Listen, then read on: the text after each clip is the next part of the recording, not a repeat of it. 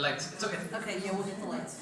We'll probably have to go backwards on, but, so are we ready? First of all, I'm Joanne Brenton. I love a name tag right now, I'll go find it, but, so what happens when you change persons at my age? Yes. So, anyway, welcome. Do we have any new people here that just signed up? Oh, okay, we'd like you to, if you would be willing to stand and say your name, so we know you and wave so people can recognize your face the next time they see you. Do you want to start? Yeah. Sammy? Hey, Sammy. Hey, Sammy. Okay. I'm Sharon. Okay.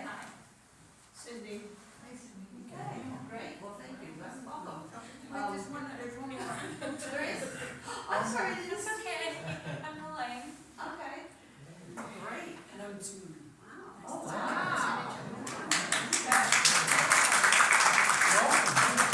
And I know there's another person who wanted to be here and he couldn't be here. I've got he had some questions. I have to actually email him. He's a new person too. So, welcome. Paul Singh has been here and done several classes. He started out doing a class for us on the, I think it was on the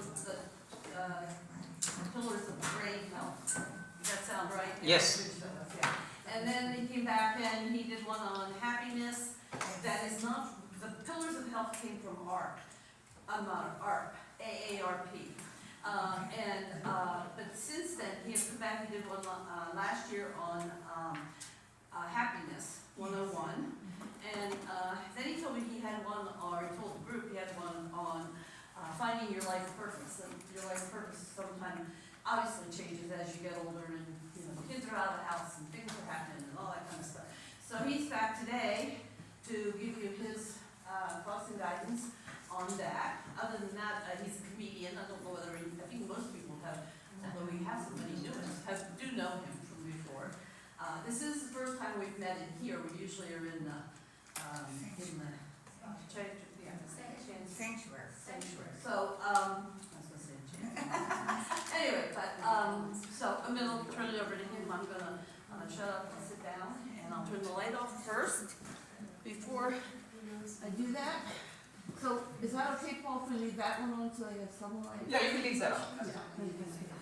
Good afternoon, everybody. Thank you very much, Joanne, for that wonderful and inspiring and encouraging and energetic introduction. How many of you have had lunch already? All right, good time to get a nap. Hi, my name is Paul Singh, and today I'll be covering the How to Find Your Purpose in Life part of Happiness 101. There are several subsets, and so today I'll be covering how to find purpose in life. Let me ask you this, how many people have seen me before? Raise your hands. Okay, so there's still quite a few who have not. How many have not seen me before? You lucky guys. All right, so what I'm going to do is, since finding a purpose in life is part of Happiness 101, I'm going to quickly recap for the ones who've seen me and bring you up to speed for the ones who have not seen me so that you're not lost and go, huh?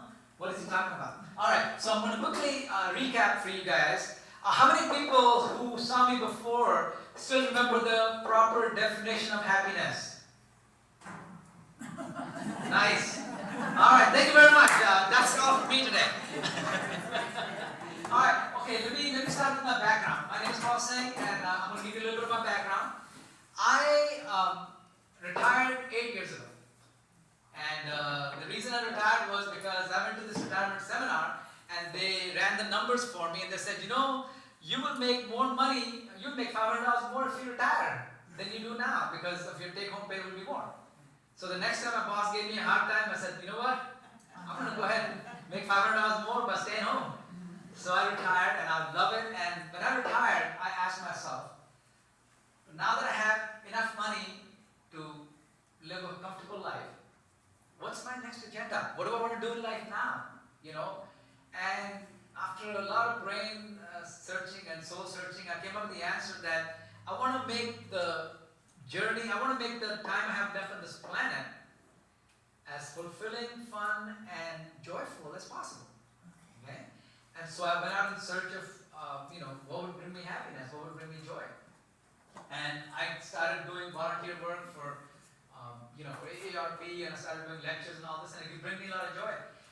The reason I share that with you, is that me going tick, tick, tick? How about now? Is that better? Because I feel like I'm too loud. Yes. That's the first time somebody's ever said that, It is a little. besides my girlfriend. Just a little bit. I'm a little bit too loud. I can take this off. No. No. No. Turn it down. I can turn it down. Okay. Just a little. Okay. Here, how about now? Oh, no, you're okay. All right. Okay. Yeah. All right. So, Yeah. oh, what happened to my HDMI? Oh, it's coming.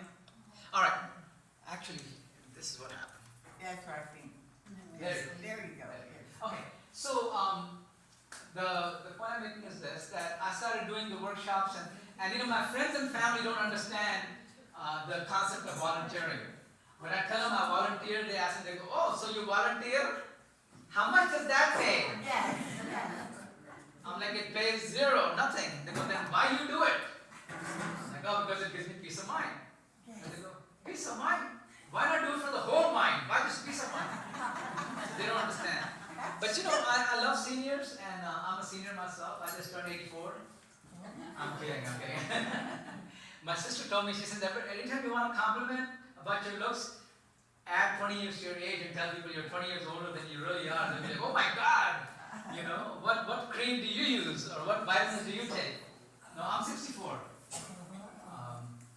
on paper. You know, one of the compliments you get when you go to a senior center is, "How did you get in?" You know? And I tell them I'm using a fake ID, the same one I used in college to buy alcohol. It's still coming in handy. Anyhow, as I was saying, now I'm going to share a little story with you, because you know, every experience shapes our life. Every time we have an experience that's noteworthy, it shapes our life. So one time I was at a party and I was drinking. And when I drink, I become really bold and brave, and you know how. So I tangled with a social bully. How many people know what a social bully is? Social bullies are people who are good looking, very well connected, but very egotistical. You rub them the wrong way, they'll make your life miserable.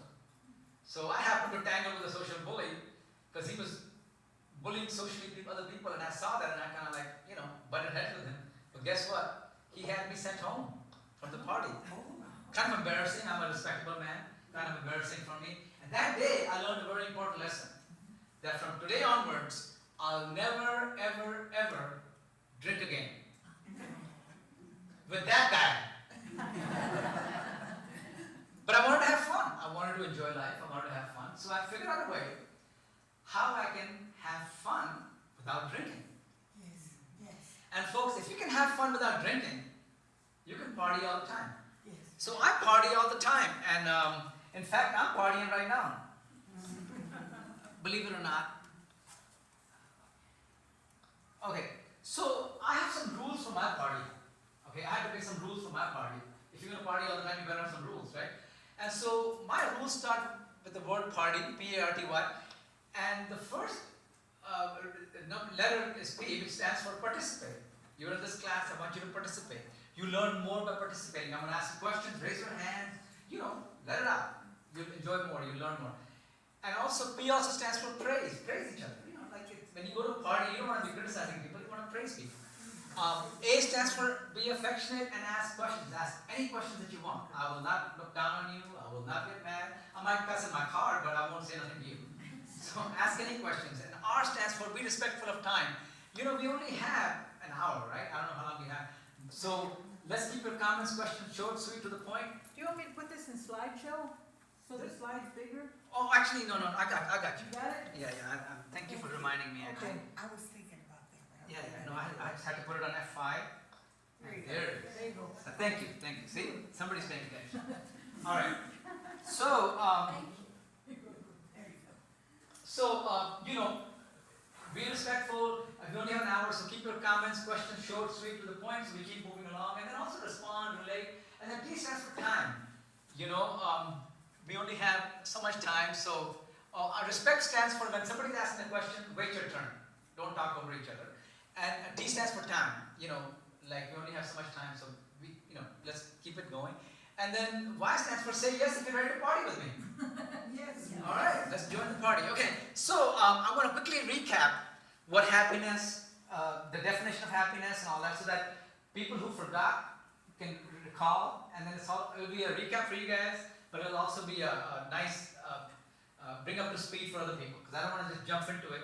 All right, so what is happiness? Can anybody tell me what happiness means? What is happiness? Any definition of happiness? Anybody remember? I'll give it to you. All right. If you had to answer, like if somebody asked you randomly, what's happiness? What would you say? What comes to your mind? What comes to your mind when somebody says happiness? The health, The health, beautiful, beautiful. Health, yeah. What else? family, Family, beautiful. What else? Contentment. I like that word, contentment. Yes. Peace of mind. Peace of mind, another good word. Yes, yes. All those words are good. They are part of happiness, but they're not a definition of happiness, right? It's like saying, what's an automobile? And you say tires, steering wheel, shifter, speedometer. They're all parts of an automobile, but they're not an automobile. So a true definition of happiness is, actually, I'll tell you, I asked Google real quickly. I asked Google, which is a multi-billion-dollar company, I said, what's happiness? And you know what Google said? That's a multi-billion-dollar company, even they don't know what happiness is. Can you believe that? Okay, so I went and searched for a good definition of happiness. And the good definition of happiness, it's a state of mind ranging from contentment to extreme joy. Okay? It's a state of mind ranging from contentment, like he said, to extreme joy. So if your food, clothing, shelter, and all your basic needs are not met, it's going to be hard for you to be happy. I'll be honest with you. Okay? So it starts from contentment ranging to extreme joy. And so let's keep going. And then what is the opposite of happiness? Google says you're being unhappy. But what's the opposite of unhappiness? What's the opposite of happiness? Sadness. What else? That's it? Sadness? Sadness, anger, stress, right? Anxiety, restlessness, sleeplessness, all those things. So if you want to increase your happiness, what do you have to do? You have to increase the things that bring you happiness and reduce the things that take away from happiness, right? So you'll have more happiness. So we're all on the same page. Feel free to stop me if you have any questions. Feel free to challenge me. I like to be challenged. So yeah, feel free to challenge me. If you don't agree with something, call me on it. Because I'd rather you be totally on board than have, misgivings in your head, right? All right. So here's a question. Okay, I had an interview with a guy from Harvard. His name is Dr. Tal Ben-Shahar. He wrote a book on happiness. When he started teaching happiness in Harvard, there were only 8 students the first semester. Second semester, guess how many students he got? 900. They had to pick an auditorium for him because he started with a little corner class and all of a sudden he had to go to an auditorium. It just took off. Him and I had an interview and I asked him, I said, can you be happy all the time? Guess what he said? yes. How many people say yes? Raise your hands. 1, 2, 3. How many people said no? Raise your hands. I want you to be part of one team or the other because it makes a difference. So if you believe that you can't be happy all the time, raise your hand real loud.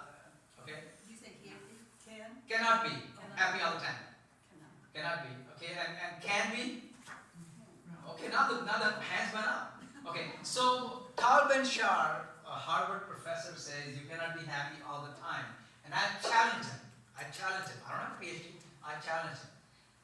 And I said, you can be happy. I'm too You loud. cannot be happy. You can be happy all the time. I challenged him and I said, yes, you can be happy all the time. I know 2 people, Okay? Mother Teresa and the Dalai Lama. Beautiful. Beautiful. Okay. We'll get to that. And But they're extraordinary. I'm ordinary. well, that's the whole idea. The fact that you're here in this class, you may not be extraordinary, but you can be in that range of contentment to extreme joy. Okay, Alright? I'm not going to make you Dalai Lama or Mother Teresa, but I'm going to get you that range. okay. That's my goal. Okay? And you saw how many people raised their hands and said you cannot be happy all the time? My goal is to put them on a different camp, on the other camp. Okay? That's my goal. Alright. So, I challenged Tal Ben-Shahar. I said, yes, you can be happy all the time, barring extreme situations, of course. If you're in Gaza Strip and there's bombs falling, I don't care how happy you were in America, you're not going to be happy over there. barring extreme situations, yes, you can be happy all the time if, and only if, you're happy with yourself. Because you're with yourself all the time. Are we all on board? Yeah. If you're happy with yourself, chances are you'll be happy all the time as long as, barring other situations.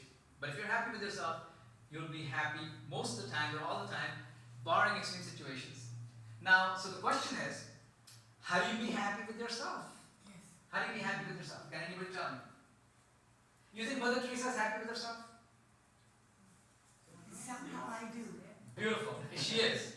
Yes, and How about Dalai Lama? he is so gentle and smooth and. Answer is yes or no. Is he happy with yourself or not? Can No, is I- Dalai Lama happy with Yes. himself? Beautiful, that's it.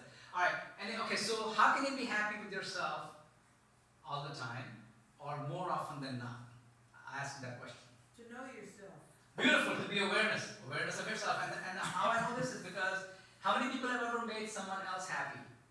We all have. We all have, okay? All naturally going on. We all have. But how do we do it?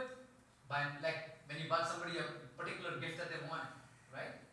Or something that your child wanted and you got it for them. They were happy. How did you do it? Awareness. You were aware of your child or the person that you bought a gift for. You were aware of their needs. So if you can make someone else happy by being aware of their needs, you can make yourself happy by being aware of yourself. So thank you, that's a good answer. Alright, how else can you make yourself happy more often? Yes, ma'am? By accepting yourself. And Beautiful! By accepting yourself. Self-acceptance. Self-acceptance is very crucial. One of the keys to happiness. Okay? And when you start accepting yourself, you're less critical of others because you realize you have warts and all too. Right? So you're more accepting of other people. You want to be more accepting of other people, be accepting of yourself. When you accept yourself, you accept other people. Beautiful. What else can you do to make yourself happy? You have to keep yourself happy, to like yourself. You should know right from wrong. Beautiful. Have a good self-conscious, have a good moral compass. Right? Have a good moral compass. Okay, beautiful. What else? Gratitude. Beautiful. Gratitude. Number one thing next to acceptance. Gratitude. Absolutely. What else? Let me ask you another question. So if you have all those, how can you increase your likeness of yourself? What can you do that will make you like yourself more? Hit on all those situations. Here on all the situations, but okay, I'll give you an example. Let's say you're an investor Okay. and you buy, or not even investor, let's say you buy your first home. If I could ask you to please turn off your phones because one phone can disturb 30, 40 people and it's not fair to everybody. So if you have a phone, let's turn it off so that it doesn't happen again. Alright, so moving forward, let's say you're a homeowner, you want to buy your first home, okay? You can't find a good home, so you find one that's a fixer-upper. A fixer-upper. It needs a new bathroom, it needs a new kitchen, it needs some fixing up in here, there. You like the house, but let's say you spend 30, 40, 50,000 and now all of a sudden you've got the granite countertops, you've got the kitchen, you've got the beautiful bathroom, you've got all those. Do you like the house more? Do you like the house more now? Go on, do you like the house more now or no? It should be a resounding yes, right? It's a no-brainer, you're going to like the house more. Similarly, you will like yourself more if you improve yourself. Physically, mentally, spiritually. You will like yourself more. Take some, like you're doing right now, you're taking classes. Are you going to like yourself more after this? Exactly. If you're improving yourself, you're worth more. Okay? So increase your worth. Increase your worth and you'll like yourself more. Okay? So I'm just going to quickly touch on that and then I'm going to go on to, so if you can do that, chances are that you'll like yourself more and you'll be happy more often. Okay? Alright, so let's keep moving because I'm quickly going to touch on this. Okay, so why is happiness so important? Why are we always chasing happiness when we don't even know the definition of happiness? It's better for your health. It's good for your health. What else? I thought that was the purpose of life. Okay. Chasing happiness. Right. What else? Why is happiness so crucial? You're not unhappy. Because you're not unhappy. God, I like that. Do you work for Google, sir? Well said, Bob. Do you work for Google? You should. Okay, what else? Why is happiness so crucial? Contagious. Happiness is contagious, yes. You know, like sometimes when you work in an office where the people are unfriendly and you say, hello boss, and then he looks at you like, and then he keeps walking. It's so contagious that his mood kind of reflects on you, and then you talk to your inferiors or your subordinates the same way, and it's contagious, it just spreads. Similarly, if somebody's happy, they make you smile, it's contagious. So why is happiness so important? We should all know these answers. Good for health. It's good for health, better immune system, better sleep. I'm gonna make it fast. Better sleep, better immune system, more friends, more productive, fruitful to the society. If you're happy, you don't go around with a gun shooting kids in school, right? You're happy. You're more fruitful. Let me tell you, all it takes is one unhappy, powerful person in this world, and the whole world becomes unstable. So when you pray to God for your happiness, pray for other people's happiness too, because like we're here in this room, right? Some crazy guy who's unhappy comes in here with some weapon. Guess what? We're all hiding under the tables. Are we happy? No. So all it takes is one unhappy person in this world, not just in this room or not just me or you, and not just in our family, in the world, that can make the whole world unstable. So when you pray, include everybody. Say, God, please help everybody be happy. That's the reason I do this course. I don't get paid. But to me, if I can make one person happy, if I can change the course of one person's life, it'll be worthwhile for me. Because in life, you get what you give. Just like in Bible it says, do unto others as you would like others to do unto you. I have a short version of that. You get what you give. So if I'm giving happiness to 40, 50 people, guess what? That's the 40, 50 times happiness I'm going to get. Because you get what you give, right? And I want to be happy, so why not? Alright, so happiness is important because it gives you more zest for life, better immune system, better family life, more productive, more fruitful to the society, all of those things. So less stress, less fatigue, more friends, better overall life, better sleep, better performance, better relationship. It's almost like winning a lottery. If you have the key of happiness, it's like winning a lottery. And today you're all going to be lottery winners. Okay? And you don't even have to claim it in taxes. How's that? Okay, so so they found, they did some studies, and Tal Ben-Shahar, also says this. They did some studies and they found that people who have long-term sustainable happiness have certain habits. Okay, you want long-term sustainable happiness. You don't want peaks and valleys. Happy today, sad tomorrow. Okay. You want long-term sustainable happiness so that you're happy and at a good level, at that range, within that range, throughout your life. Not just today, not just tomorrow, but throughout your life. And you can be contagious to other people and convey that. So, what are some of those habits of happy people? Actually, before I tell you, I forgot to tell you my goals. My goal today is to have fun, laugh, and enjoy, and share with you the habits of happy people, and give you a formula on how you can remember these habits.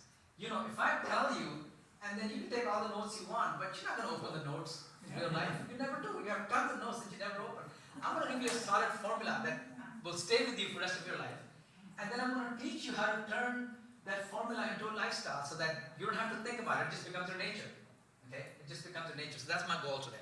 Alright, so they did some study and they found that people have certain habits that they cultivate every day, that they use every day, that brings them long-term sustainable happiness. Let me ask you this question. How many people know a happy person? How many people know or a happy person in their life or you've come across? Alright? What's one habit that you see in that person that tells you that they're happy? Smiling. They're smiling. Okay, they're smiling. Who else? Raise your hand. They're actually physically Physically healthy. fit? Physically fit? Okay, so physically fit, there's two things in that. Being physically fit is God's blessing. Amen. Okay? But practicing good health, being health conscious is something you can do. Okay? So like for instance, you could have bad genes and you're in terrible shape, but if you practice good hygiene, good health habits, you can recover from that. So what I would say is they have good health habits. They go to the gym, they eat less, they exercise more. You know what I mean? Alright, anybody else? Who raised their hand? Yes, ma'am. Joking. They have a good sense of humor. Beautiful. Beautiful. Yes, ma'am. They're positive about everything. Beautiful, they're positive. They use positive language. I'll tell you how you can tell if somebody's happy or not. Listen to them. See how many negative sentences they use. Okay? For instance, like if I have a problem with this beautiful young lady, and I'll say, you're never doing this, and you're Rebecca, and you are never on time, and you never this, and you never that, and you don't. When they use such negative language, guess what? Are they happy or unhappy? Now you can say the same thing. Let's say if I wanted to improve Rebecca's I don't know, absenteeism and lack of being responsible, I could say the same thing in a positive manner. I said, you know, Rebecca, you're an awesome person. I would love you even more if you came on time, or, you know what I mean? You can say the same thing using a positive language. So their language will tell you if they're happy or not. Okay? Their language will tell you. Go ahead, ma'am. You were going to say. I was saying the same thing she did. I have a friend, she's positive about everything, Beautiful. no matter what. Beautiful, beautiful. I mean, I'm not saying, you know, go paint a rosy picture when it's bleak and it's, you know, you're getting evicted from the house and you go, oh, I got plenty of money. No, you know, be responsible, but be realistic also, but, you know, but be positive, because there's two sides to every coin, you know, and you can look at the other side of the coin and it's positive. Okay, so I'm going to share those habits with you real quick. If you have a camera, you can take a picture of it. Okay, so what I've done is to help you remember these habits, I've broken it down into happiness, and then I've put all the habits. So if you have a camera, you can take a picture of it, because you're going to use that in your daily life. All right, let me know when you're done. And then turn it back off. Pardon? Yeah, I turned my phone off. Oh.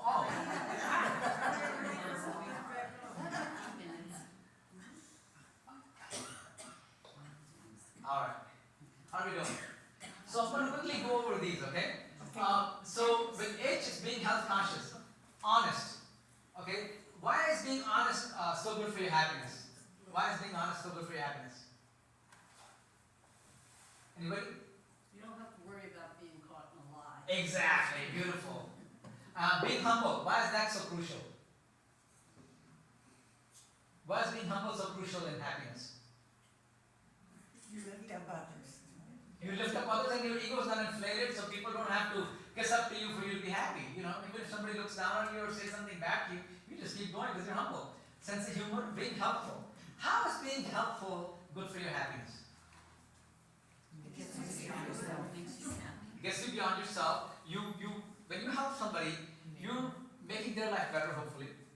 Okay, unless you're a bad helper. Okay, so you're making their life better, so you're getting their blessings, you're getting their goodwill, and if you ever need help, guess what? You got some support. Okay? Also, when they give you a compliment, it's good for your self-esteem.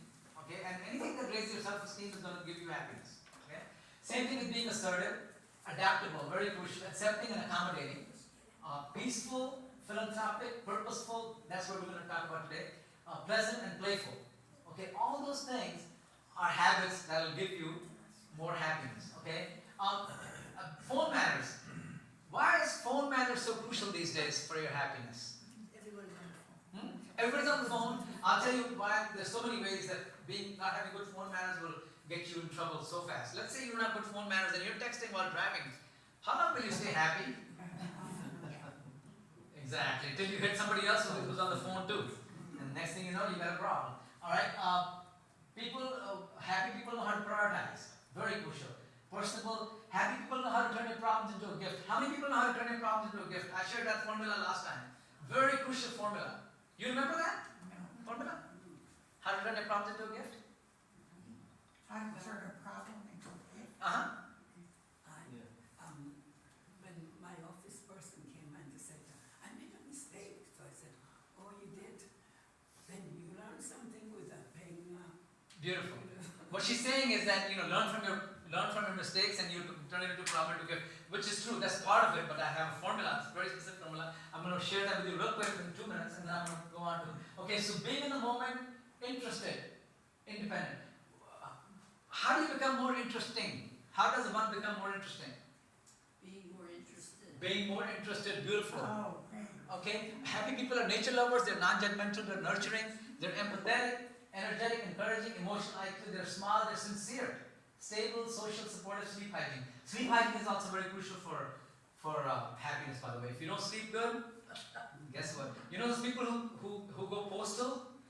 You know why? Because they're sleep deprived. The night shift people were the people going postal. I know this is nice to be a postal worker.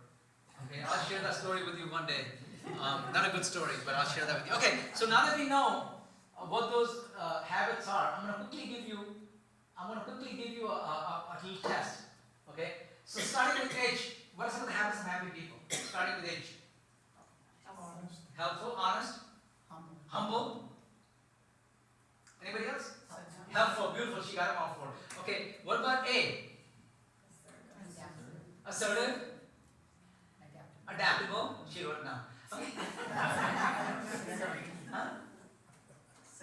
Accepting, beautiful. What else? Okay, do you see how you're remembering those more by having that formula? What about P? Playful? Priority. Priority, prioritizer. What else? Peaceful? Phone manners? I love you guys. What else? Philanthropic? There's a big one that some positive, but there's another one that turns something into something. Problem to gift. Remember that, folks. That'll change your life. If you know how to do that, trust me, you'll bust the stress like you would not believe. And it's so crucial to bust your stress. Remember, will kill you faster than a cigarette. Yeah, one day somebody was laughing at me and says, haha, you're smoking a cigarette. I said, yeah, at least I'm not stressed. All right, so how can we remember these habits? By using that formula, okay? Remembering that formula. All right, so how do you make this into a lifestyle? How do you make this into a lifestyle? So that it happens automatically, so you practice these habits automatically. It's in a habit, yeah. Yeah, develop a habit. How do you make a habit? How do you form a habit? Repetition. Repetition. How many times do you have to repeat something for it to become a habit? 30 times. 30 times? Yeah. Wow. Okay, anybody else? That's good, but it's even better than what I was going to say. But, 15? Okay. I'll tell you a very scientific formula that's been proven throughout the world. How many cigarettes in a pack of cigarette? 20. That's how. And look at how many smokers we have. You gotta do something 20 times, it becomes a habit. You can do it 30 times, so that's fine. But 20 times it becomes a habit. So every night before you go to bed, look at that phone picture that I gave you. And see how many habits you practiced that day. Were you patient? Were you smiling? Were you peaceful? Did you dodge a fight? Did you dodge an argument? Okay. Were you helpful? Were you adaptable? Were you accommodating? Were you nurturing? Were you nature loving? See how many of those you practice for 20 days, folks. After 20 days, you won't have to tally it anymore. Is that incremented for age? Sure. You might even have When I was some. 40, I did 20, but now that I'm 80, I do 40.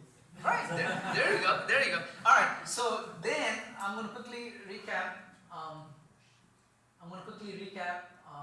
Problem to gift, because does anybody remember the formula to problem to gift? No. Okay, all right, I'm going to share that with you. Now, here's what happens. Anytime you have a problem, your body will automatically turn that into a gift. But that process takes a long time. You know, like anytime you have any kind of a calamity or something bad happens, what happens? You have rage. What are the 4 stages of acceptance? Is it rage, anger, what else? Guilt, and then finally denial and acceptance. You have all those stages, okay? I'm going to give you a formula that will bypass all the repenting, the guilt, the denial, the blaming, all that. I'm going to share that formula with you real quick. And you can take a picture of it so you have it for next time. All right. So,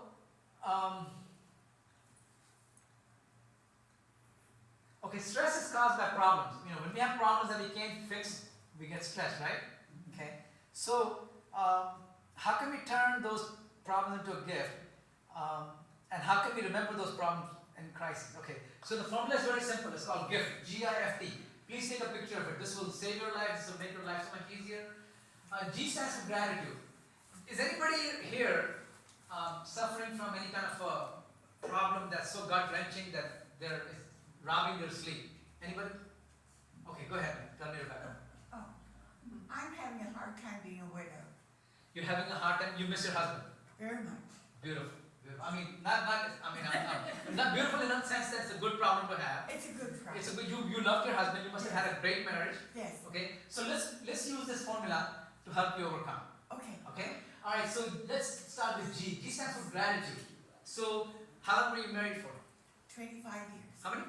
25. 25 years. So you can be grateful that you had 25 good years of marriage. That's Most my people husband. don't even have a day of good marriage. My husband said, we were a second marriage, he said, some people, first marriages don't have a good, he was a widower, and don't have a, we made her sober. He said, God is good, he took 2 lonely people, gave us 25 good years. Beautiful. So when you have that gratitude that at least you had 25 years of good marriage. Yes. Because I know a lot of people don't even have a day of good marriage. Yes, So you've that's had 25 years. Okay. So what's good in this situation? What's good in this? What's the silver lining? What did you learn from this experience? I am financially sound, Beautiful. I am safe, Beautiful. my family's well, Yeah. but it's hard. It's hard. Okay. So what improvements can we make in this situation? Now, you miss your husband. Now, how young, was he about the same age as you? No, he's a decade older. Okay. So what can you improve from now on? When you find a mate, make sure he's young enough. No, I'm just kidding. Make sure you go out with young guys, you know. Ain't that the truth? You know, so what else? I mean, that all joking aside, what can you improve? Could he have done something different to? Did cancer get him? What got him? Yes. Okay, so maybe you can study about cancer. Maybe you can make some changes in the diet. Maybe you can do some things that help you and also your next spouse.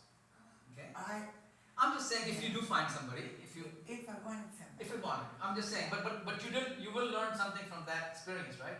What did you learn from that experience? What experience? Of your husband passing away? It doesn't get easier. Okay, but like health-wise, but like diet-wise, did you learn anything diet-wise? Was he making some crucial mistakes in his diet? No, Was he making some crucial mistakes in his exercise? no, Did he have any kind of a genetic issues that got him? Nope. Was it a prostate cancer? no, it was 81 days he was ill. Hmm? I don't want to talk. Okay, that's fine. I understand. But what I'm saying is, if you can learn from it, okay, if you can improve from it, and make your life better, because your life is not over. No. So you still got a long life to live. So if you can improve from it, that'll help you. Instead of focusing on missing him, which is okay, also focus on improving yourself. Yes, ma'am. So one of the things that she got from it is that she can love. Beautiful.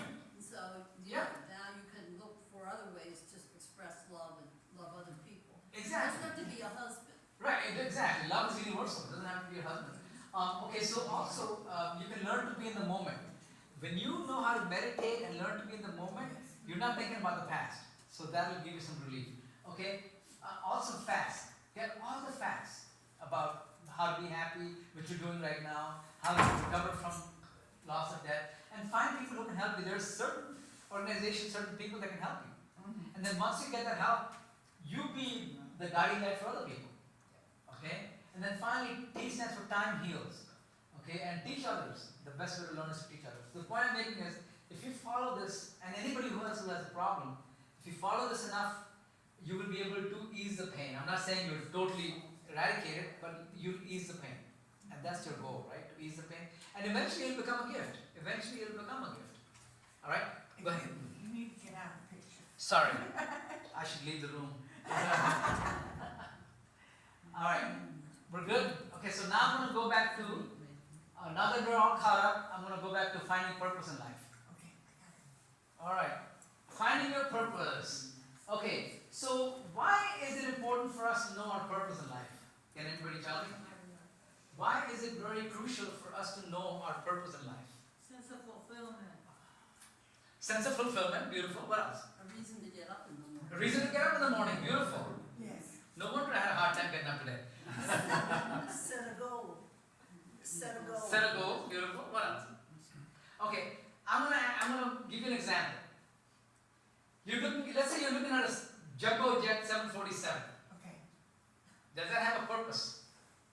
Is there a purpose? What's the purpose of jumbo 747? To take a whole bunch of people or cargo from point A to B. Yeah. So let's say that a company buys a brand new 747 from Boeing and uses it as a garden center. Or as a, child care place. Or as a grocery store. You have an unhappy jet. Right? Would they be doing their purpose? Okay? The point I'm making is, let me give you another example. Let's say that you go to Walmart because you're an avid gardener, and you go to Walmart and you buy a $5 tomato plant. Okay. You bring it home. You cherish it, you water it, you give it sunlight, you kiss it, you sing to it, you talk to it, you do everything you can. What are some of the expectations you have from that tomato plant? Red Tomatoes. Red, nice tomatoes like the picture shows. What else? It should grow tall, go green, right? It should taste good, not bitter. It should the plant should stick to the ground nicely and whatever. And when you water it, it should grow nicely and all those. So if you have a Okay, now I'm going to pause for a second. How many people know their purpose clearly right now? How many people are clear on their purpose? All right, one guy. Anybody else? 2, 3. His name is Bob. Bob. Okay. How you doing, Bob? Very unique name. All right. So only 2 or 3 people, and even their hand is like, not. They're like this. Okay. Yeah. So Yeah. let me ask you this: how would you like to get up in the morning, get in your car, and you have no idea where you're gonna go or what you're gonna do today? How fruitful would that day be for you? How fruitful would that day be for you? Hit or miss, you'll be wasting gas, you'll be polluting the air, you'll be causing accidents because you don't know where you're going, you'll just be fluttering around. Then why are we wasting our life without knowing our purpose? Right? Why? Each person here and everywhere in the world has a unique thumbprint, would you agree? Yes. Similarly, each person has a very unique set of skills, set of habits, set of hobbies that give them pleasure, that are very, very fruitful. Our goal in life is to find those hobbies, those skills, those things that you love doing, and incorporate them in our day, in our life. Okay? Just like the tomato plant. If that tomato plant, you expect it to be green, you expect it to be nice, ripe tomatoes that you can cut up, eat, raw, whatever. If that tomato plant didn't do any of that, would you buy that tomato plant again? No. Why not? Because it didn't live up to its purpose. So if you're so harsh and so expecting of a $5 tomato plant, don't you think we should be knowing our purpose? Our government values each human life at $1 billion. Did you know that? $1 billion, each With a person. B? Huh? With a B? With a B, not 1 million, 1 billion. You know why I know this? Because when the Air Force pilots are hit or when their plane goes cuckoo, they say just eject, let go of the plane. Yep. Because you're worth more than $1 billion to us. Let go of that $1 billion plane. Just come out. Don't try to save it. Come out. So I'm certain that each human being is worth at least $1 billion to the government. Okay? So if you're so harsh on a $5 plan, we expect so much out of it. We're a $1 billion person. To me, I'm worth even more than that. Don't you think we should have a purpose? Would you let a jumbo jet just sit around and not carry passengers left and right? So we should know our purpose. We should know what we're made for so that we can start being on track. Okay? And folks, once you find your purpose, you're turbocharged. You will be turbocharged. You will jump out of bed. Not just get out of bed, you will jump out of bed because you know you're going to do something. I was coming here, guess what? I wasn't like, oh God, not again. No, I jumped out of bed, I found the best clothes what I'm going to wear. I'm going to go out there and have a blast. And guess how much I make today? Zero. But you know what? Spiritually, mentally, I make $1 billion because I'm fulfilling my purpose. Because I know what my purpose is. My purpose, I'll tell you what my purpose is. My purpose is I like to laugh. Very shallow purpose. I just like to laugh. So what I've done is I do activities that make me laugh or make others laugh with me. And so what I do is I make sure that whoever comes in contact with me, I laugh at that person all day long. Whether I'm doing a presentation or not, if I meet somebody in the bathroom, I'll make some kind of a joke. Respectful, because I'm a small guy, I don't want to get my butt kicked. A respectful joke, a respectful observation, something, okay, that'll make us laugh and we'll have a good time and it's contagious. So that's my purpose, that's how I do. But I figured out that I love to laugh. That's how simple it is to find your purpose. So what I want you to do is this. I want you all to think about at least one thing that you absolutely love doing, that you would do for free, you would do it day and night, you're never tired to do it. Just one thing I want you to think in your head. Just take a minute or so, or 30 seconds. Everybody has it? Just one activity, one thing that you love doing. Reading fiction. Reading what? Fiction. Reading fiction. Beautiful. Okay, reading fiction. Anybody else? I'd love to replay my Excel spreadsheet for estimating my taxes. Okay, that may be funny. I can't help you, sir. I'm sorry. You love reading in Excel? I wrote this program in Excel so that I can tell, now that I'm retired, exactly how much to pay Uncle Sam at the end of the year. Oh, beautiful. So I'd like to Beautiful. run that Beautiful. Okay. once a month. Alright. Okay. Beautiful. Reading fiction, reading Excel worksheet. Anybody else has a little bit more fun purpose? Or yes. Being with people. Just being with people. Socializing. Exploring, beautiful learning, exploring. Go ahead, man. Socializing. So beautiful socializing. Yes, Joanne. I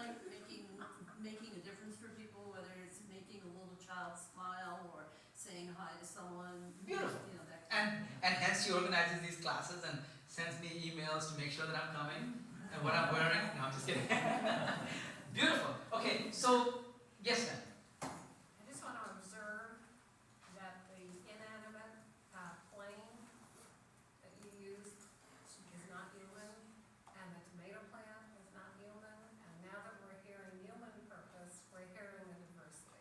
Okay, So it's not a tomato, it's not transporting people, it's whatever. of course, of course. No, see, I like to give certain examples so that you see what we expect out of other people or other things, but yet we're not being accountable ourselves.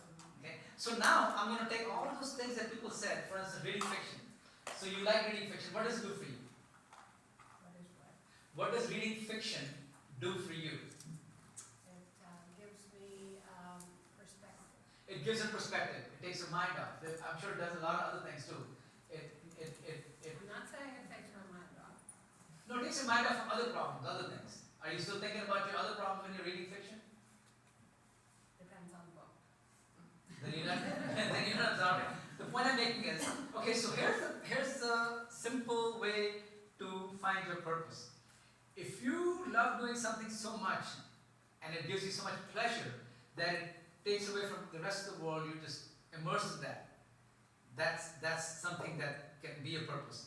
And all you gotta do is use that skill, that hobby, that behavior to benefit yourself and benefit others. Okay? Like I like to laugh, so I could just sit in the corner and laugh all day long. But if I'm talking to everybody that I've come across and make them laugh, well, guess what? I'm using that laughter myself, and I'm using that laughter to benefit others. Right? Because laughter is the best medicine. There's nothing better than that. Okay? So that's my purpose. So I made that the purpose. So I'll do all the activities that I can to do that. Now, how do I remind myself that that's my purpose? So what I've done is a very simple thing, and I'm going to do that with you. I've incorporated my purpose in my name. When people ask me, what's your name? I say, my name is Paul, which stands for playful, affectionate, universal, and loyal. And I introduce myself like that. Playful, affectionate, universal, and loyal. So when I tell people I'm playful, affectionate, universal, and loyal, and then I go to a party and I sit in the corner and I sulk, not going to happen because I've made myself accountable. Like I told people that I'm playful, affectionate, universal, and loyal. Now I got to live that part. And when I'm living that part, I'm in my zone, I'm in my purpose, I'm doing my purpose, I'm happy. So what I want you to do today is, let me just take you forward a little bit. Can you all hear me? Oh, yeah. Okay, why do we need to find our purpose? We talked about it because you could waste your day. Okay, aimlessly driving around. See, I get ahead of myself. Tomato plant, $5. Okay. Okay. So basically, when I said, what would happen if that plant did not fulfill their purpose, you won't buy that plant. What would happen to that company that made those plants? They would go extinct. They would go bankrupt. If all the plants that they produced did not give tomatoes or did not fulfill their purpose, people would stop buying from that company, and the company would go extinct, right? Similarly, if you don't fulfill your purpose, if you don't know your purpose and you don't live your purpose, A, you'll have a lousy life, and B, your life will not be as fulfilling and as long-lasting as it would be if you have your purpose. When a person finds their purpose, it's like a wheel when it's on a like spinning freely. Okay, when you find your purpose. But when you don't find your purpose, you're ailed by all kinds of grievances and all kinds of anxiety and all this, because once you find your purpose and you fulfill it, you become free from all the other stresses, because that's like meditation to you. You're spinning freely. You see what I'm saying? Like in your example, let's say you find a hobby that you absolutely love, and you pursue that hobby for yourself and others. Will you still be thinking about being a widow and being so miserable? No, because you'll get relief. Your brain will get a relief. There are a lot of teachers and nurses in this room who spent their life serving others, Right? helping others, Right? lifting up others. Right? And that's important. Okay, so there are several ways to find a purpose. What comes easy to you? What is something that you're good at? Like he said, Excel worksheet. Now a lot of people are probably petrified by Excel worksheet, right? But he loves it. He loves it. So what can he do? Go at it. Enjoy the Excel worksheet and have a class. Teach a class. Yeah, right. Teach somebody else who's petrified by Excel worksheet, so they can do their taxes better. Would that give you a purpose in life? Yeah, I do that. Absolutely. It's Okay. fun. So what are some of the people what are some of the sincere compliments you get from people? Think of a hobby or an activity or something that you have besides your looks that give you a compliment. Yeah. What? That's all it was. Huh? I'm sorry. Okay, so can anybody give me an example of that? When was the last time you got a compliment other than your looks? My goodness, this is a sad class. Yes, ma'am. I got a great compliment on writing nursing notes that are very effective. You got a great compliment on? Nursing notes, documentation. Oh, documentation. Okay, very good, very good. Yes, ma'am. I got a compliment from 5 people that I learned, that I taught Mahjong to. Beautiful. So you're a good teacher. You know you're patient. You have a good. Okay, good. And so keep in mind when somebody gives you a sincere compliment. Okay, make sure it's sincere and not some. Oh, you look nice. Make sure it's a sincere, specific compliment.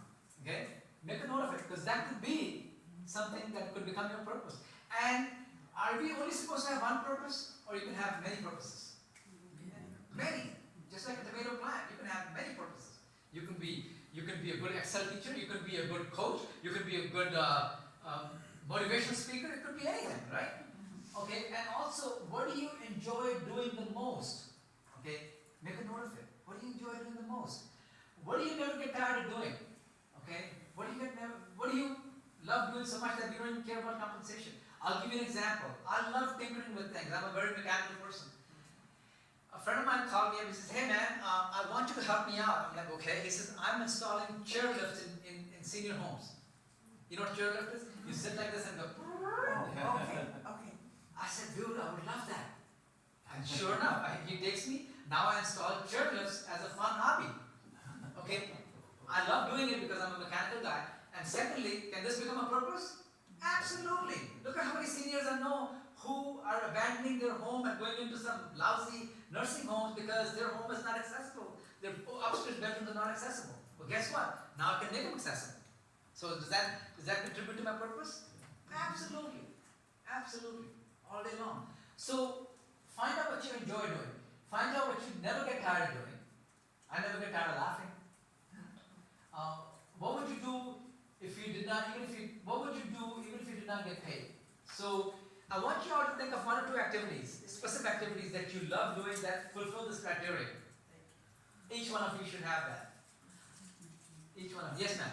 See? Volunteering for LLI. Beautiful, beautiful. Okay, now let me ask you this. What does volunteering for LLI do for you? It has given me a tremendous number of friends, activities, a lot of learning about new topics, Beautiful. socializing, feeling that I'm doing a productive job. Beautiful. And nobody in LLI gets paid a single penny. And exactly. So see, you named quite a few of those things that you enjoy. She's our president. Okay, good, beautiful. Congratulations. That's a good president. That's a good. See, and look at she rose the ladder because she knows her purpose. She knows what she likes, and she's at the top. Yeah, Okay, she's and she's turbocharged. I can see she's turbocharged. She's not tired. And she has a glow on her face that most people not have as much. But once you find your purpose, you'll all be glowing like her. I guarantee. You just got to do some soul searching. You got a compliment, man. I'll be honest with you. How many people here have a bachelor's degree? Bachelor's degree. Master's degree. Raise your hands. Master's degree. PhD. Any PhDs? PhDs. Okay. What do you have a PhD in, ma'am? Philosophy. Philosophy. Beautiful. Beautiful. How about you? What do you have a PhD in, ma'am? Virology, Pharmacology? viruses, virology. Oh, viruses. Oh, you must have been busy during COVID. Okay. The point I'm making is now those PhDs are very useful. I've met people who have PhDs in such obscure subjects like nuclear physics and some micro something in that nuclear physics that they're studying for 10, 15 years, but never got a chance to use it in their daily life because they never got a job in that. Okay? What I want you to do is do a PhD on yourself. Learn about yourself because that's one PhD that you use all the time. Okay? When I say PhD on yourself, meaning know what your blood type is, know each and every details, know what makes you happy, know what makes you sad, know what your trigger points are, everything, okay? And you'll never waste a single minute being astray, you know? People ask me, they go, what do you love doing? And I have mine memorized, you know. What do people say, what do you love doing? And I say, my name is Paul, and all my passions start with P. Ping pong, pickleball, poker, polka, presentation, boom. That's how I want you to have the things that you love doing, because that's how crucial it is. That's how crucial it is, you know. So if I'm doing all 5, 6 different things, do you think I'm happy? If I do all my 5, 6 passions a day, do you think I'm going to bed sad? Heck no. Heck no. I'm happy, I'm jumping with joy. I have to take tranquilizers to go to sleep because I'm so happy, you know. So the point I'm making is, I want you all to give me one thing that you love doing that's unique to you. Who wants to start? One thing that you love doing in life that's unique to you. All gifts of service. Gifts of service, helping other people. Helping other people, being helpful, it increases his self-esteem. He learns something new. When you help other people, you're also learning yourself, right? And you're building up alliances. And so that's a beautiful purpose, to be helpful, because you'll never go out of style, right? So give me your name, Dave, right? Dave. Yes. So let's use Dave's name, to incorporate his purpose in that, so that when he introduces himself, he says, hi, I'm Dave. And then what would you say that starts with D that also defines you and keeps you on line and on purpose? He's a doer. He's a doer, beautiful. He's a doer, he's diligent. He's a doer, he's diligent, he's dependable. He's dutiful. And he's dutiful. He was helping me set up my computer. So Helps every class. exactly. And so A, what about A? He's able. Is that true, Dave? Are you able? Yeah, he's I able. think so. Alright. Okay, so he's able. He's able. He's awesome. He's awesome. Ah, He's awesome. What about V? Valuable. He's valuable. He is He's valuable. There it is. Okay, now give me some activity that with a V that makes it to where if he does that activity or if he does that thing, he's, you know, I mean, valuable is good. Actually, valuable is good because he won't sit around just on his phone because he's valuable. He's going to be helping people. He's going to see where he's needed. What about E? Entertaining. He's entertaining. He's entertaining. Is that true, Dave? Are you entertaining? At times. At times. So next time you introduce yourself, say, hi, I'm Dave. I'm dependable. I'm able. I'm valuable, and I'm entertaining. He would have all kinds of dates. Right? So when you introduce yourself in a way that I'm telling you, do you think you would stay on course of your purpose a lot more often? I do. I couldn't even think of anything to do. Exactly. That was a big help. And I'm not saying stick with the 4 things I gave you, but come up with things, and they could change according to the circumstance. If you're in a hospital, you're dependable, you're active, you're virus-free, you're, you could make all kinds of, what I'm saying is that condition your life in such a way that you're forced to stay on course, that you're forced to stay on purpose, okay? Let's just use somebody else. Anybody else has a nice short name like Dave that you can use as a anybody? Anne. Anne, where's Anne? Anne, raise your hand, Our please. president. Our president, Anne. Okay, Anne, so A stands for? Ability. Okay, well, let's use something more Ambitious? ambitious, beautiful. She has a lot of good goals for this club. Ambitious, active, Achieving. accepting, active. What else? N. Nurturing. Nice. Nice. Nurturing. Yeah, let's be more specific than nice. Nurturing. Nurturing. She, Yes. and what else? Knowledgeable.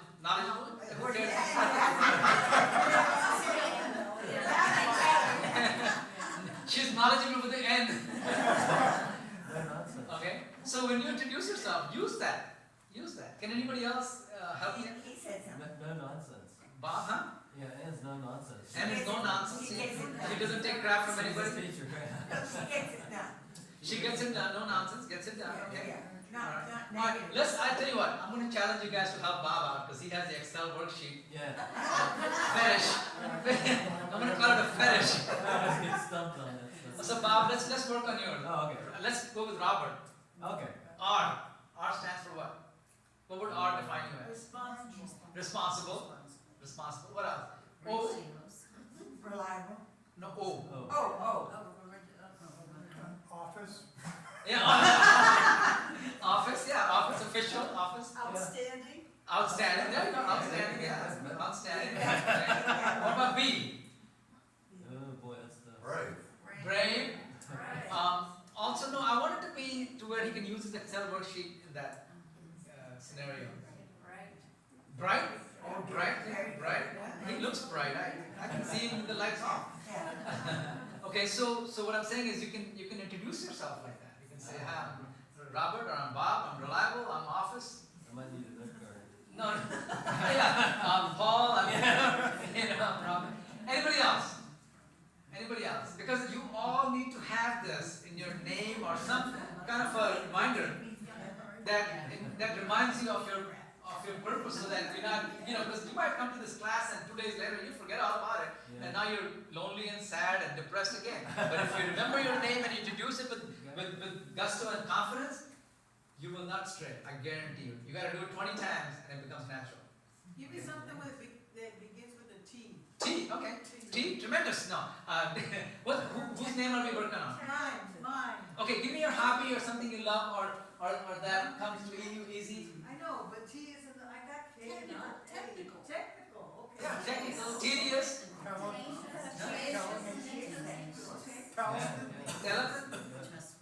What do you think? T, okay, give me a full name or you. Kathy with a K. K, okay, so let's start with K. Kind. Kind, yeah. Industrious. Huh?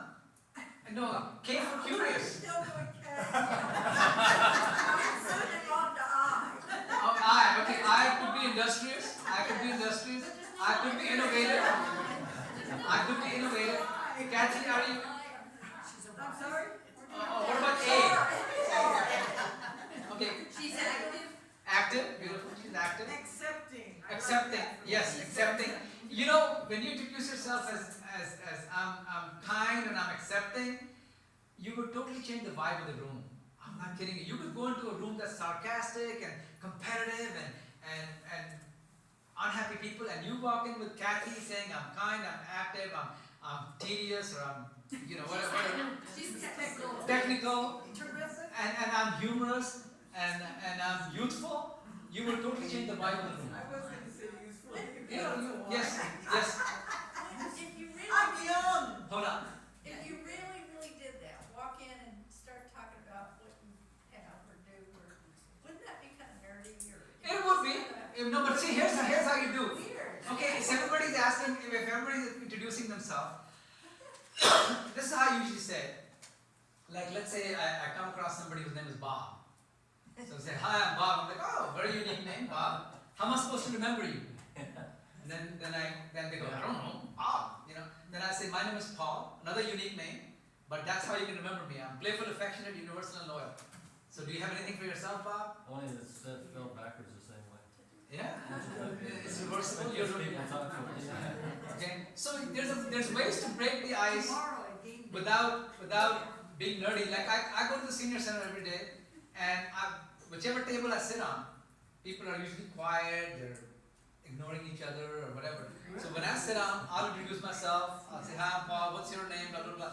Then I'll say, I'm Paul, and it's playful, affectionate, universal, and loyal. How about you, Dave? What does your name stand for? What do you stand for? And then it becomes a nice icebreaker. Everybody says it, and we all laugh, and we break the ice, and all of a sudden, we're all richer. Because I steal their money. I'm just kidding. No, but so there are ways to break the ice, but it's very crucial to have that, because that'll keep you on course. Okay, if you're always reminded of your destination. Another way to find your purpose is, what would you want people to say about you after you're gone? What would you want people to say at your, I'm sorry to say the word, funeral. What would you want people to say at your funeral? Can anybody answer that question? Good thing he changed his name to Paul. Right? I love this guy. I love Bob. Okay, so what would you want people to say about you after you're gone? Can anybody raise their hand and share that with me? Yes. Activist. Activist? Wow. Okay, what else?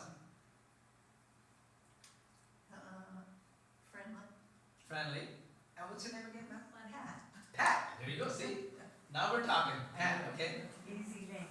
Pat. And so you were activist. You're friendly. What else? Purposeful. Her beautiful. She's already on track. She's a T, Are you a pretty clean person or are you a messy person? clean. Okay, so purposeful, activist, and tidy. Right there. So you can introduce. Hi, I'm Pat. I'm purposeful. I'm activist, and I'm tidy. You know, what does your name stand for? It makes them think. It makes them think. It really does. So I want you to kind of think about that, and you get more points if you share that with us in the class, so that we all know how to, create that population. Rebecca, let's work on you since you're sitting in front. No. Let's go back to the court. Anybody else? Because that's. Can I add to Bob's would be, then you can do the E in Robert, the Excel, Oh, Excel worthy, yeah. Excel worthy, right? Oh, he is Excel in your name. Okay. Oh, So, yeah, that's anytime you enjoy an activity, and it is also helpful to one or more people, that can be part of your purpose, okay? And it could be any activity. It could be bingo. It could be playing cards. I play pickleball. And I used to think, oh, how can pickleball be a purpose? It is a purpose. You know why? Because when I play pickleball, I'm keeping myself in shape. I'm staying active. I'm staying out of the hospital. I'm not burdening the society because I'm staying active. I'm staying healthy. And I'm also occupying 3 other people. We're all laughing together. Yes. We're all busting stress. We're all staying out of the hospital. So is pickleball my purpose? Yes, it can be. It can be. Yes. There's a lot of laughing in pickleball. When you go by the court, they're Oh my always God, laughing. yeah, it's awesome. Yeah. It's awesome. So find as many activities that you enjoy and pursue them with the goal of helping others along the way. And we're all on this journey together. So the bottom line is this. Find anything that you love doing, as long as it's legal, ethical, and moral. It's got to be legal, ethical, and moral. Otherwise, you can't sustain it. I mean, if your habit is hunting people, well, guess what? You'll get caught in a couple days. Party's over. So find something that you love doing that's moral, ethical, and legal, so you can sustain doing it. And then do it for yourself. Do it for your own entertainment and for others. And the more you can do for others, the more of a purpose it will become. Okay? So has anybody else incorporated their name with the purpose? How about any activity that you guys have come up with that's kind of unique, that you don't think could be a purpose or is a purpose? Anybody? Boy, this is a tough crowd. Yes. I teach ESOL. You teach what? English is a second. Oh, English is a second language. Oh, okay. Yeah. That's my third language. I'm just Bob does taxes for people. I can tell.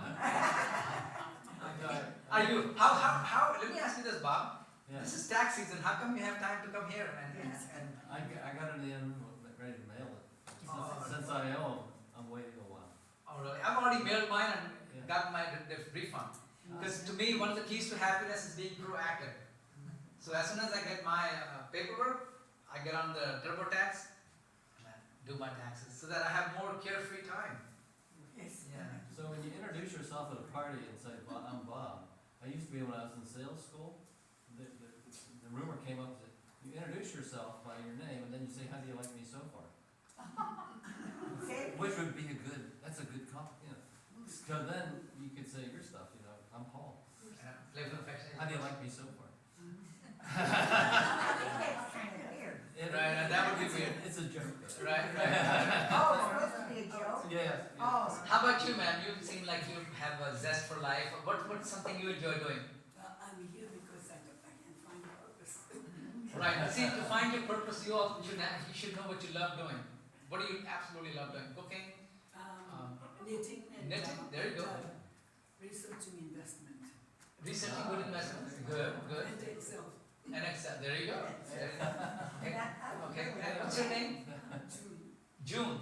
All right, June. So you could incorporate some of those activities in your name and start introducing yourself. Okay. Anybody else?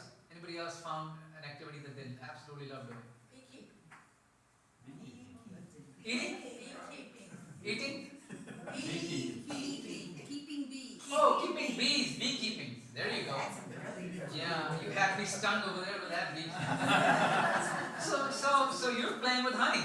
You're producing honey. That's That's taking care of the bees. Yeah, that's really good, and you can do some research and make sure that the bees are living a very natural life, so the honey that comes out of them is very, you know, sweet and good and healthy. Take it to the next level. And what's your name? Mine, Huh? Karen, Karen. So you can incorporate beekeeping somehow in that, you know. keeper of bees. Yeah. Beekeeping, keeping bees. Everywhere I go. Right, right. All right. Okay, so let's move further. Any questions so far? Any questions on any? Okay, like I said, I love playing pickleball. I like being affectionate, loving. I like connecting with people. I like being loyal and sincere. This is my purpose in life. How do I remember all the time? See, right there. I wasn't lying, was I?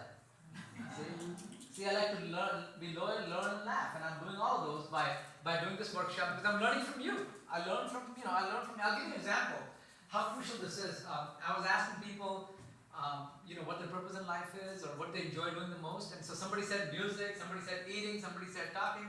This one guy says sleep, and then he started snoring again.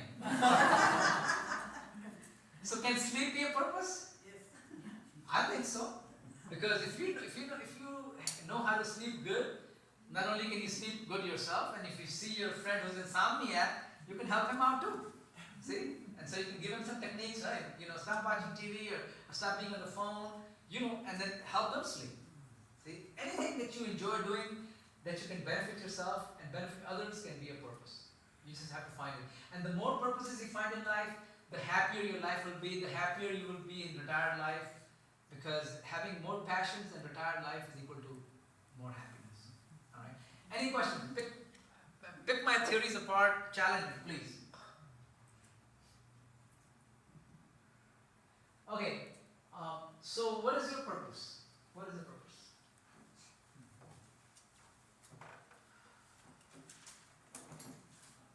People who did share their activities.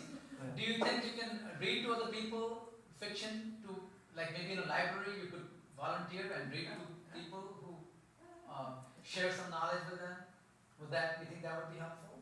Would that bring you more happiness? She was in charge of the writing club for 20 years. There you go. See, she's already doing it. So the trick is to cultivate your purpose, to pursue your passion, but don't just do it alone. Think of ways that you can spread the word and do it with other people so that you can benefit more people at a time. All right. Okay, folks, that's the class. Any questions? Please bring it on now.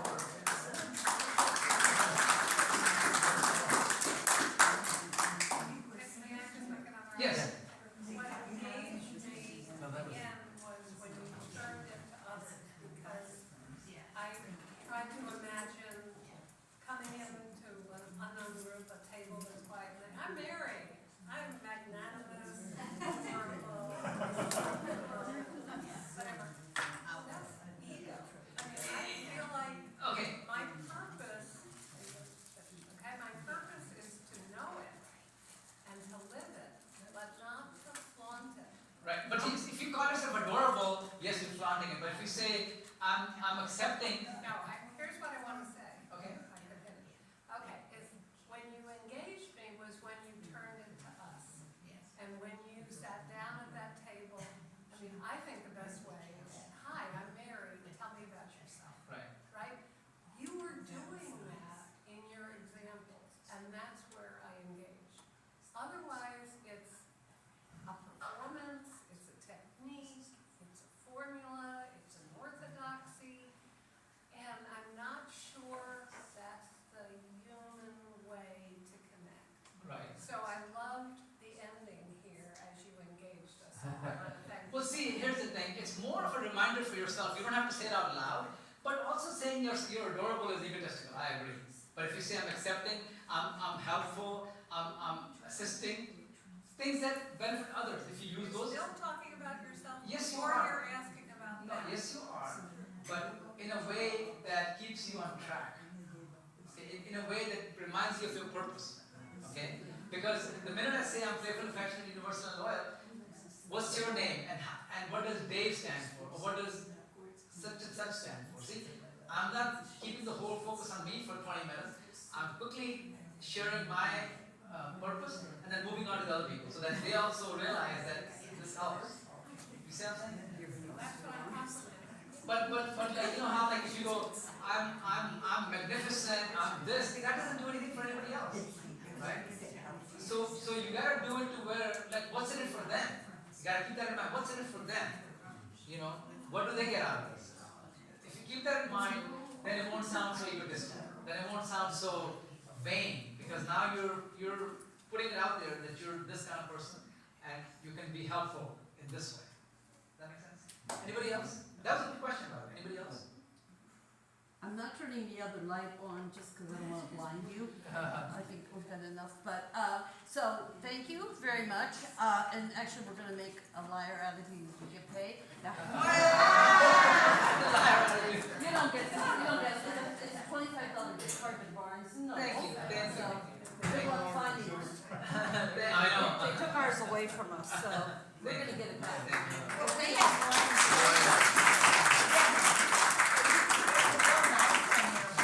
And you can use either door. Well, actually, still go out that door because there's, boards up here. I'll Okay, thank you.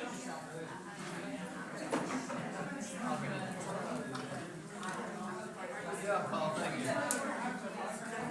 Thanks, Paul. My pleasure, Paul.